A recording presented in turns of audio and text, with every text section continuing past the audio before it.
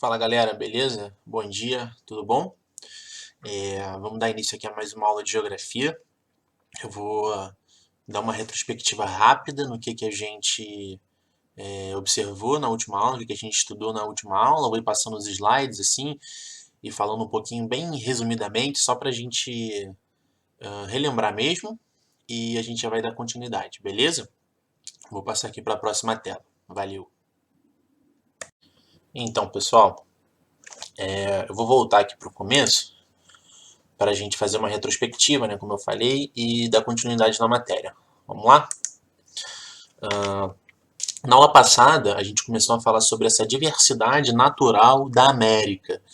E o primeiro ponto que a gente falou, a gente percebeu que quando a gente fala América, a gente não está falando dos Estados Unidos. A gente está falando do continente americano, né? Que esse continente americano, ele engloba a América do Norte, a América Central e a do Sul, não é isso?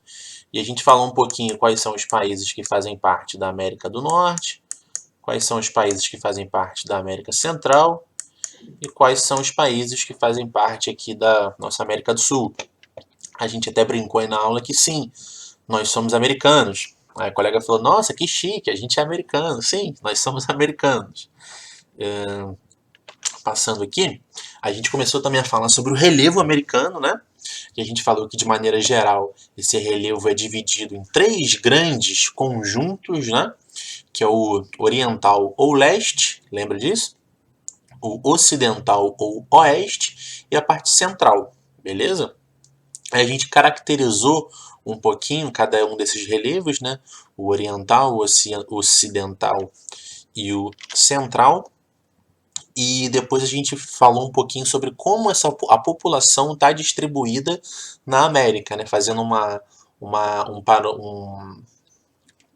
um parâmetro entre o relevo e a distribuição da população. Em áreas com relevo mais acidentado, com montanhas maiores, tem menos população, e áreas mais planas tem mais população. Beleza? E a gente lembrou, a gente falou sobre essa parte aqui da Rosa dos Ventos, para a gente se comunicar da mesma forma, né? Aqui, quando eu falo leste, eu posso também chamar de oriental ou nascente. Quando eu falo oeste, eu posso chamar também de ocidental ou poente. Vocês lembram disso? Ótimo. A gente começou também a falar sobre as barreiras orográficas, né? Sobre essas montanhas, sobre esses obstáculos que às vezes as chuvas, essas nuvens úmidas encontram e não conseguem transpor, não conseguem passar. E a gente deu um exemplo de como isso propicia, de como isso faz com que os desertos ocorram. Aí a gente definiu barreira orográfica, a gente falou que barreira orográfica podem ser representadas como qualquer tipo de relevo que impeça a passagem de ventos ou ainda de massas de ar, ou seja, de chuva, beleza? A gente deu esse exemplo aqui nessa figura para a gente entender melhor, que aqui é como se fosse, deixa eu mudar a cor aqui, né? Aqui o mar, certo? O mar, e esses ventos úmidos vindos do mar encontram essa cadeia montanhosa e não conseguem passar para o outro lado, ocasionando do outro lado um ar mais seco e podendo criar um local aqui desértico, ok? Aí a gente deu alguns exemplos de alguns desertos que foram criados dessa forma, né? Como é que o altiplano da Bolívia, né, o deserto de Uyuni ou Uyuni, e o deserto do Atacama, que justamente eles foram formados por conta dessa barreira orográfica que é a Cordilheira dos Andes, aqui no lado oeste da América, ok? Que os ventos úmidos vindos aqui do Oceano Pacífico, através também dessa corrente de Humboldt, né, que é uma corrente de águas frias, que faz com que tenha menos evaporação da água, porque a água está fria, evapora menos, né? Então faz com que seja um clima mais seco naquela região. E o pouco de umidade que evapora do mar não consegue passar para esse lado aqui ó, do continente, justamente porque tem essa grande cadeia de montanhas que é a Cordilheira dos Andes, fazendo com que nessa região do altiplano da Bolívia e no Atacama tenham desertos, ok? Então é uma barreira orográfica. A gente falou um pouquinho também, né, sobre quanto maior a altitude ser mais frio e quanto mais afastado da linha do Equador, mais frio também, beleza? A gente deu um exemplo de barreira orográfica aqui no Brasil, que é o Planalto da Borborema, fazendo que aqui tenha um clima mais seco, né, no sertão brasileiro. A gente falou sobre a rede hidrográfica da América, né, falou sobre a vertente do Ártico, a vertente do Pacífico, a vertente do Golfo do México e a do Atlântico, né? Trouxemos alguns exemplos. Aí eu coloquei aqui para vocês copiarem. E a partir de agora é tudo novo, vai ser novidade para todo mundo. A gente vai falar um pouquinho sobre os tipos de clima que a gente tem aqui na América, ok? Então a partir de agora vamos continuar aqui com a matéria. Vou passar aqui devagarzinho, explicando um pouco, e eu vou pedir também que vocês acompanhem no livro, porque aqui ó, tô aqui com o livro de vocês. É muito bom a gente acompanhar no livro. O livro é um instrumento muito bacana de estudo, um instrumento muito bacana para a gente aprender, para a gente estar sempre buscando ler o que está aqui, vendo as imagens, interpretando os gráficos. Então, eu acho que seria bacana a gente também ter o livro aberto aí em cima da mesa para a gente acompanhar juntos aqui. Beleza? Então, essa parte de diversidade climatológica na América está na página, vamos ver, 220, que a gente vai começar a falar sobre 220 não, na página, perdão, na página 212, beleza? A gente vai começar a falar sobre essa diversidade climatológica na América, né? Primeira coisa que a gente tem a dizer sobre isso, que se a gente for olhar o mapa mundi, a América ele é muito grande no sentido norte e sul, ela é muito comprida. Isso faz com que tenham diversos tipos de clima nessa região da América. Porque o que diferencia o clima, né? Quanto mais próximo da linha do Equador, mais quente, quanto mais afastado, quanto a gente mais vai se afastando aqui, ó, cadê? Aqui a linha do Equador aqui, ó. Beleza? Quanto mais a gente está próximo da linha do Equador, nessa região aqui próxima à linha do Equador, é uma região mais quente. E quanto mais a gente vai se afastando, tanto para norte quanto para sul da linha do Equador, a gente vai tendo um clima mais frio, a gente vai tendo uma temperatura mais fria. Isso se dá justamente por conta de como o raio solar incide, como o raio solar bate na superfície da Terra. Porque a gente sabe que a Terra ela é uma esfera, ela é redonda, né? A gente chama de geóide, ela não é uma esfera perfeita, redondinha, ela é um geóide. Eu vou trazer uma imagem para vocês depois para vocês perceberem, entenderem o que é um geóide. E ela não está assim, ela está meio inclinada. Ou seja, os raios de sol eles batem numa inclinação no meio da Terra e batem inclinados de outra forma nos polos. Então, quanto mais certinho, quanto mais próximo de 90 graus é esse raio batendo na Terra, mais quente fica a região, mais calor, mais raio ultravioleta absorve essa região. E onde isso ocorre no planeta? Nas regiões próximas à linha do Equador. Quanto mais a gente vai se afastando, mais o raio vai batendo meio que de lado no planeta e não esquenta tanto. Se mantém um local mais frio, ok? Aqui eu coloco então o alongamento territorial em sentido norte e sul, né, que ele é muito grande, muito comprido, e por isso vão ter diversos tipos climáticos ao longo desse grande continente americano, né?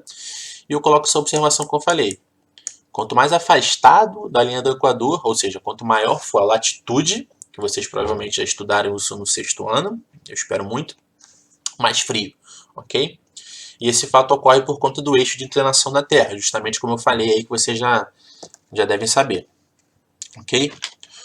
Outra coisa que a gente vai olhar nesse capítulo é como as correntes marinhas, como essas correntes marítimas influenciam na temperatura, na vegetação, ok?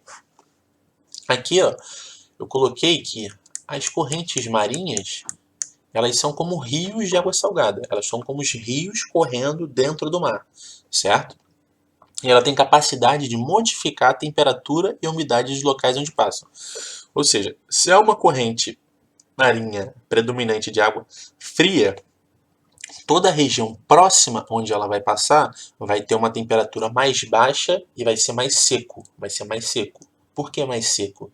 Porque como é uma água fria, tem mais dificuldade de evaporar. Vai ter menos umidade no ar. Ou seja, toda a região próxima aonde passam essas correntes frias terão tendências a serem regiões mais frias, ok? Eu coloco aqui também que o contrário também ocorre. As correntes quentes se originam nos locais próximos à linha do Equador e se direcionam em direção aos polos, ou seja, as correntes quentes elas nascem nas regiões quentes do planeta, né, próximas à linha do Equador, e vão em direção aos polos. O contrário acontece. As correntes frias nascem nas regiões frias do planeta, né, no Polo Sul e no Polo Norte, e vão em direção à linha do Equador. E é importante a gente lembrar sempre disso. Os locais onde passam correntes quentes e correntes frias, eles também vão se caracterizar por ser um local mais frio e mais seco, ou mais quente e mais úmido. Um exemplo que a gente pode pegar aqui no Brasil, quem aqui já foi na Praia Grande, em Arraial do Cabo? Conhecem? Praia Grande, Arraial do Cabo? Lá, normalmente é uma água absurdamente gelada. É uma água muito fria, que ela vem justamente... essa corrente marinha que passa em Arraial do Cabo, ela se origina no Polo Sul. E ela vem trazendo justamente essa temperatura muito baixa para toda essa costa brasileira. Para toda a costa não, para esse pedaço da costa brasileira ali perto de Arraial do Cabo. O que isso influencia na região? Arraial do Cabo tem um clima um pouco mais seco do que as outras regiões vizinhas, justamente por conta disso.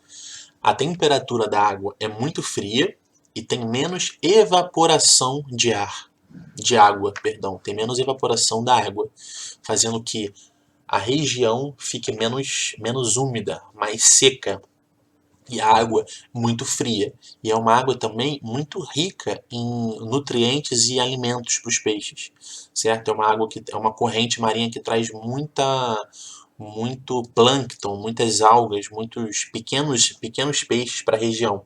Isso faz com que seja um local muito propício para a pesca, certo? Muitas pessoas que vivem lá em Arraial do Cabo vivem da pesca. É uma atividade econômica muito importante para aquela região. Beleza? Outra coisa importante da gente entender quando a gente está falando de clima e quando está falando aqui da América, dos climas presentes na América, é o conceito de maritimidade e continentalidade. Isso nada mais é do que como a água do mar influencia na temperatura. Vocês lembram que lá no começo eu falei que a água do mar, os oceanos, eles têm capacidade de regular a temperatura do local?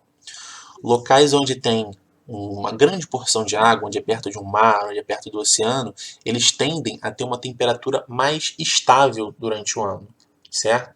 Não vai esquentar muito, nem vai esfriar muito, porque isso é uma característica da água.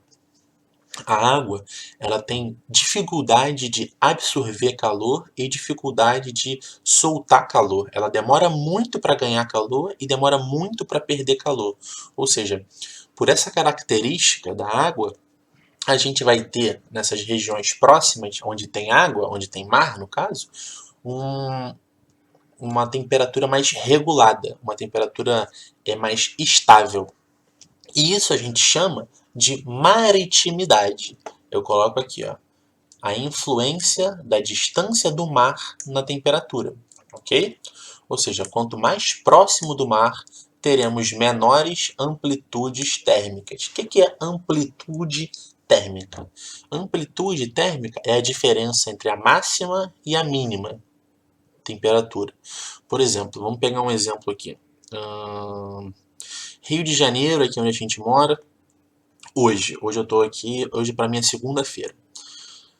Se eu pegar a máxima da temperatura que fez hoje, eu vou chutar aqui, fez máxima de 30 graus hoje, e a mínima de 20. Eu falei que a amplitude é o quê? A diferença entre a máxima e a mínima, ou seja, 30 foi a máxima e 20 a mínima. 30 menos 20, 10, não é? Ou seja, a diferença entre a mínima temperatura do dia e a máxima temperatura foi de 10 graus. Então eu falo que a amplitude térmica do dia foi de 10 graus, certo? Então, a amplitude térmica é isso, a diferença entre a máxima e a mínima. Locais próximos ao mar têm uma amplitude térmica menor. Eu vou ter uma diferença entre a máxima temperatura e a mínima menor. Locais mais distantes do mar, mais para dentro do continente, eu vou ter uma amplitude térmica maior. Por quê? Porque eu não vou ter a água para regular essa temperatura. Vocês lembram que eu falei que a água ela tem mais dificuldade de ganhar calor e de perder calor? Isso acontece justamente o contrário na Terra, no solo. O solo ele ganha calor muito rápido e perde calor muito rápido. Ou seja, o sol está batendo lá na Terra, a Terra vai esquentar muito rápido, esquentou, esquentou, esquentou, esquentou, esquentou. Enquanto isso, a água ela vai ganhando calor bem devagarzinho, bem devagarzinho. Ou seja, se eu pego o Sol e coloco aqui em cima da Terra, Terra que eu digo não é o planeta Terra não, estou falando de Terra com letra minúscula, Terra, solo. Aqui o Sol batendo em cima da Terra, essa temperatura da Terra ela vai aumentar muito rápido, certo? Assim que o Sol se pôs, a temperatura vai cair muito rápido. Ou seja, eu tenho uma amplitude térmica muito grande. A diferença ali entre a máxima e a mínima é muito grande. Esse fenômeno eu chamo de continentalidade, ok? É a influência que a Terra, com letra minúscula, vai ter sobre a temperatura do local.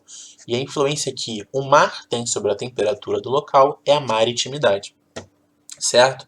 Ou seja, quanto mais próximo do mar, maior a amplitude térmica. E quanto mais distante do mar, aqui ó, entrando no continente, teremos maiores amplitudes térmicas. Beleza? A diferença entre a máxima e a mínima vai ser maior. Eu coloco aqui, ó. Isso ocorre porque a água e o solo se resfriam e esquentam de maneira diferente ao longo do dia. Lembra que eu falei isso? Que o solo vai ganhar temperatura, vai ganhar calor mais rápido e a água ganha calor mais devagar. Ela tem mais essa dificuldade. Ok? Aí aqui eu trago um exemplo, né? Aqui o mapa do Brasil, com a cidade de Cuiabá aqui, ó, bem no meio do Brasil, e a cidade de Salvador, bem próximo ao mar. Então, a primeira coisa aqui para a gente analisar: qual cidade está mais próxima do mar, Salvador ou Cuiabá? Salvador, né? Então, vamos fazer um tracinho, uma bolinha aqui. Ó. Salvador está mais próximo do mar. Ok? Vamos ler o que ele está falando aqui. Ó. Maritimidade e continentalidade. Durante o mês de julho, tá errado aqui, a amplitude térmica média em Salvador é de 4,8 graus. Não é isso? Graus Celsius. A amplitude térmica em Salvador. O que ele está chamando de amplitude? O que é isso? A diferença entre a máxima e a mínima. Quantos graus fizeram de máxima, quantos graus fizeram de mínima, pega um, subtrai o outro, a gente vai achar a amplitude. A diferença é do mais quente para o mais frio durante o dia, ok? Ele diz então que a amplitude em Salvador é de 4,8 graus Celsius, beleza? E ele fala que nesse mesmo período, Cuiabá, a amplitude é de 15,2 graus Celsius. 15,2 graus Celsius. Vamos tentar interpretar por que tem essa diferença toda? Eu acho que é por conta justamente desse fenômeno da maritimidade e da continentalidade. Lembra que a gente fala aqui, ó, Olha só, Salvador próximo ao mar. Então vamos ver aqui, ó. Quanto mais próximo do mar, teremos menores amplitudes térmicas. Olha, qual é a menor amplitude térmica aqui? Ó? 4,8. 4,8 é menor do que 15,2. Então a menor amplitude térmica aqui, entre Salvador e Cuiabá, é justamente em Salvador. Por que isso ocorre? Vocês sabem? Por conta disso que eu acabei de explicar. Por conta do fenômeno da maritimidade. Salvador, por estar próximo ao mar, tem uma regulação da temperatura melhor. Por quê? Todo aquele oceano próximo a Salvador faz com que ele tenha mais dificuldades de ganhar calor e de perder calor. Ou seja, a água, o mar, está funcionando como um grande controlador da temperatura. Beleza? É justamente o fenômeno da maritimidade. E aqui em Cuiabá, por não ter. Cadê o meu mouse?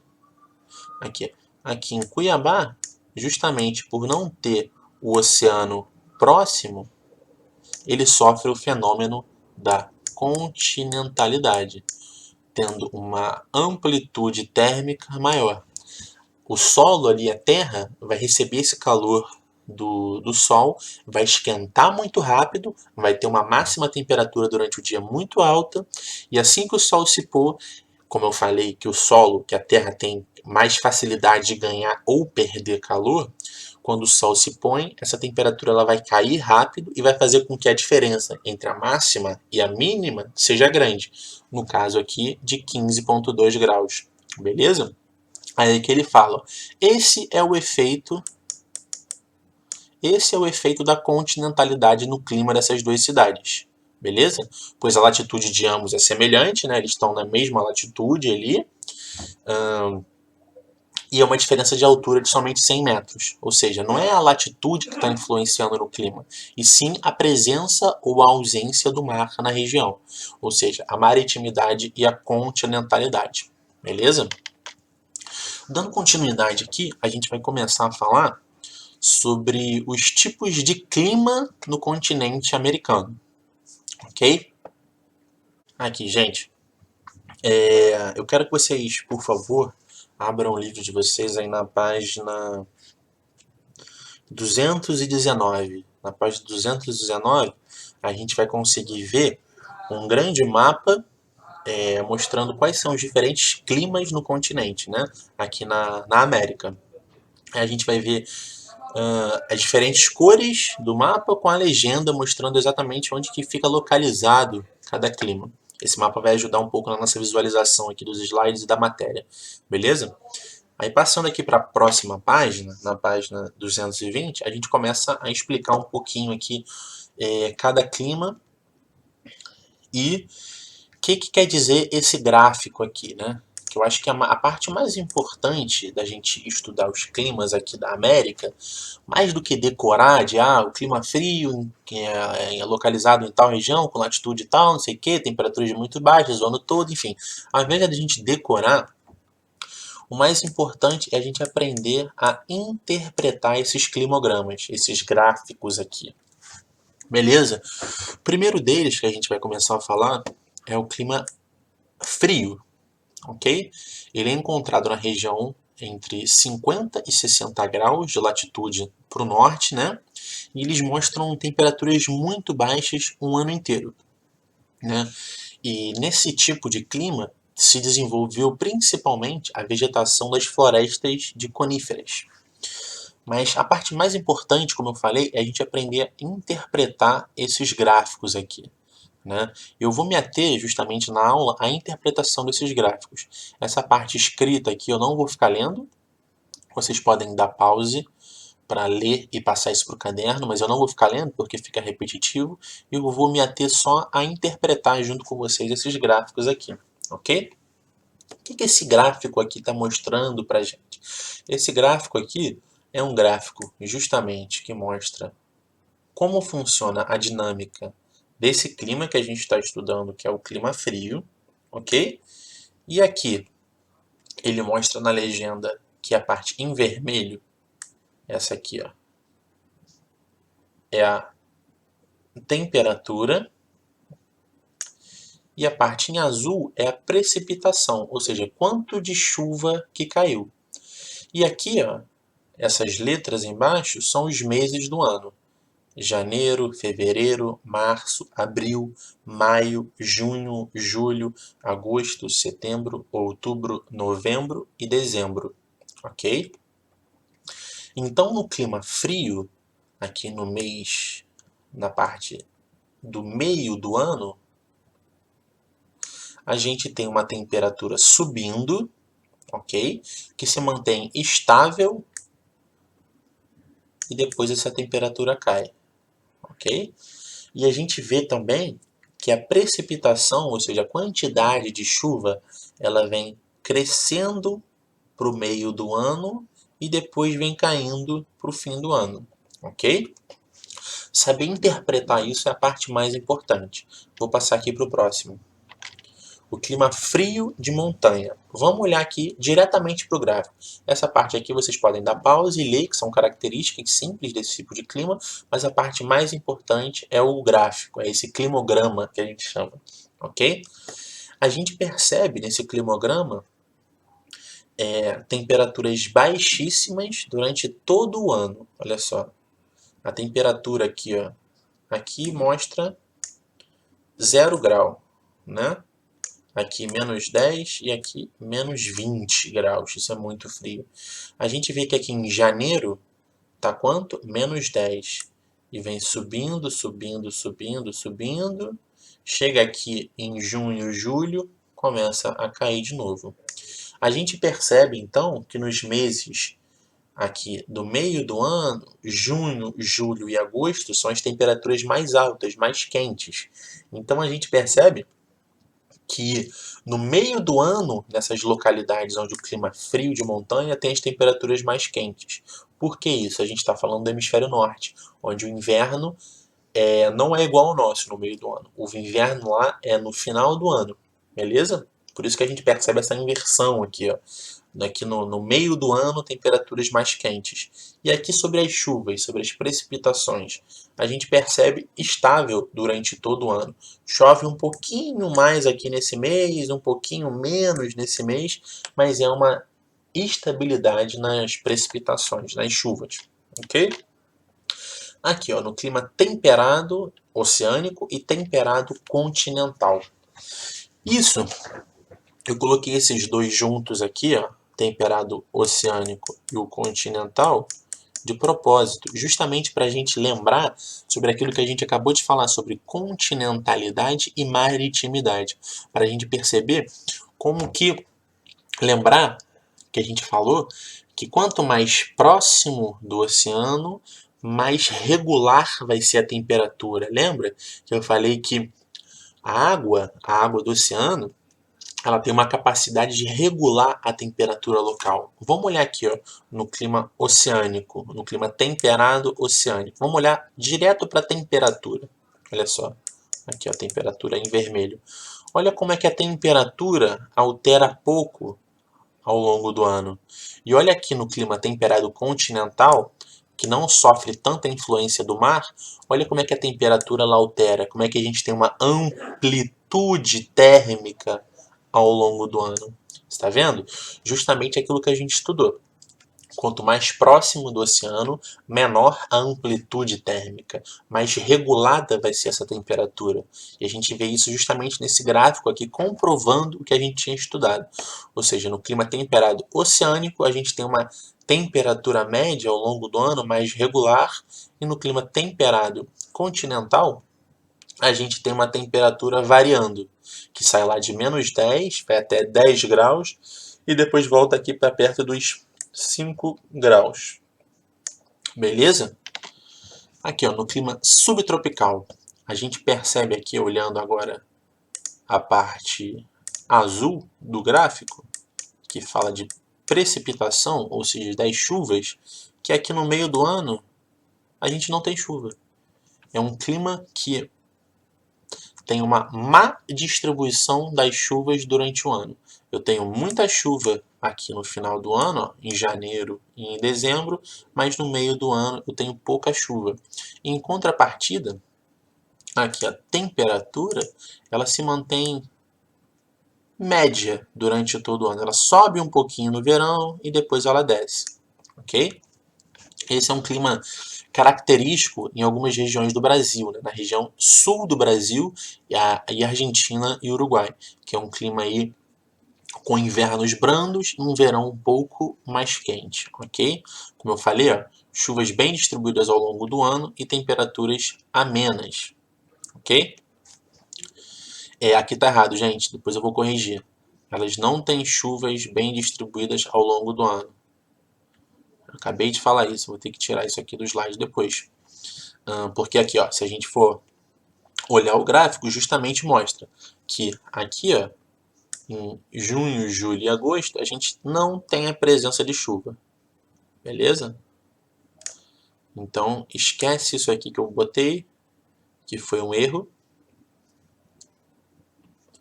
Não tem problema a gente errar se a gente perceber esse erro e corrigir. Beleza? A parte das temperaturas amenas, sim, está correto. Só que basta a gente olhar aqui esse gráfico. Como é que eu descobri que eu tinha colocado isso aqui errado?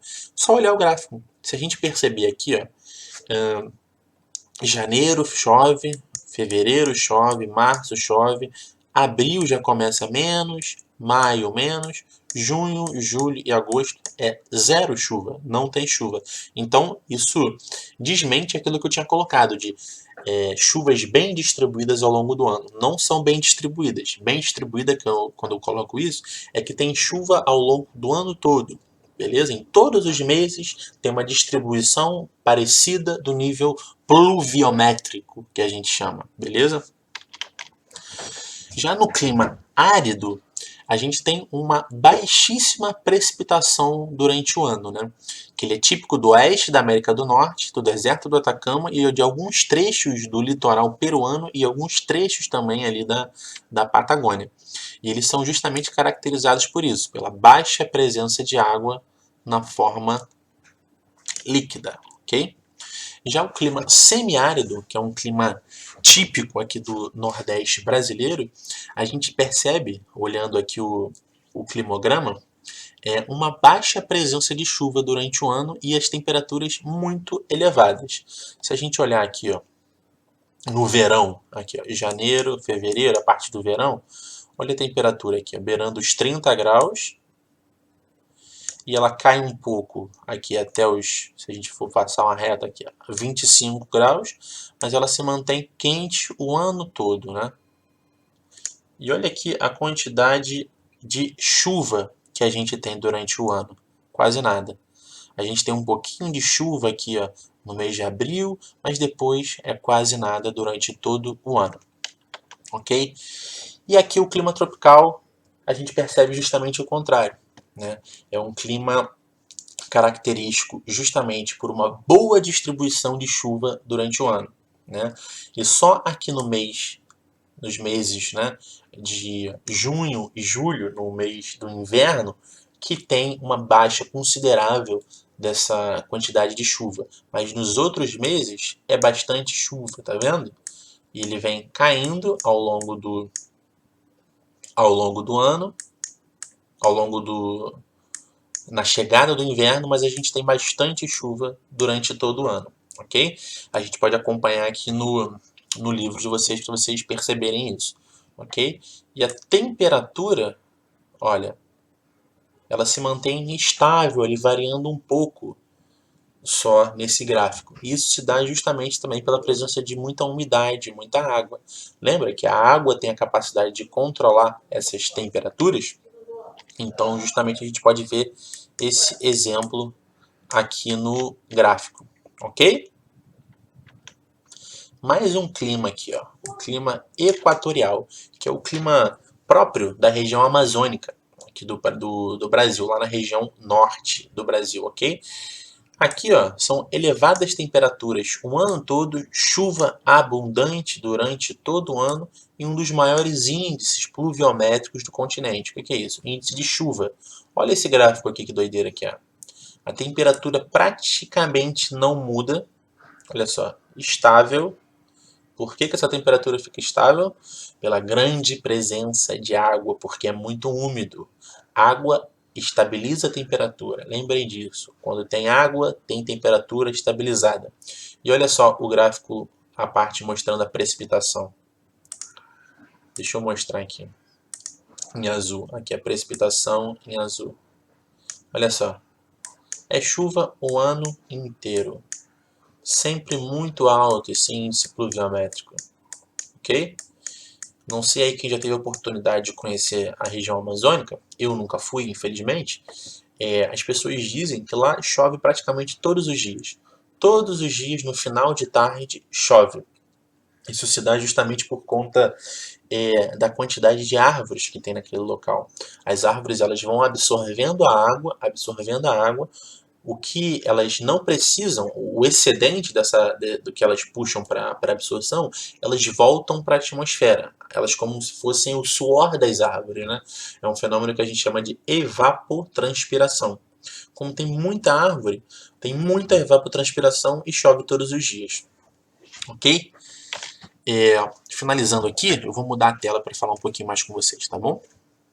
Finalizando essa parte de clima, de análise dos climogramas, de como interpretar a quantidade de chuva, a distribuição dessas chuvas, a temperatura ao longo do ano em determinado clima, a gente vai fazer alguns exercícios aqui juntos agora.